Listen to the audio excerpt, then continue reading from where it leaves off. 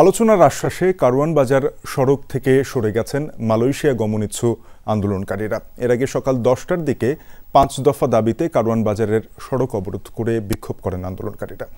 Visa থাকার পরও ticket সিন্ডিকেটের কারণে মালয়েশিয়া যেতে পারেননি বলে অভিযোগ করেন আন্দোলনকারীরা। তারা জানান, অনেকেই 2-3 বছর ধরে অপেক্ষায় থাকলেও মালয়েশিয়া যাওয়ার কোনো সুরাহা হয়নি।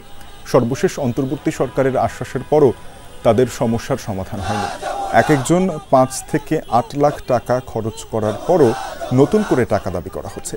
ট্রেনিংয়ের নামে নানা হয়রানি হচ্ছে বলেও দাবি করেন আন্দোলনকারীরা। পরে ডিএমপির রমনা বিভাগের উপকমিশনার মাসুদ আলমের আশ্বাসে প্রবাসী কল্যাণ ও বৈদেশিক কর্মসংস্থান মন্ত্রণালয়ের সচিবের সঙ্গে আলোচনা করতে যান আন্দোলনকারীদের 8 সদস্যের প্রতিনিধি দল।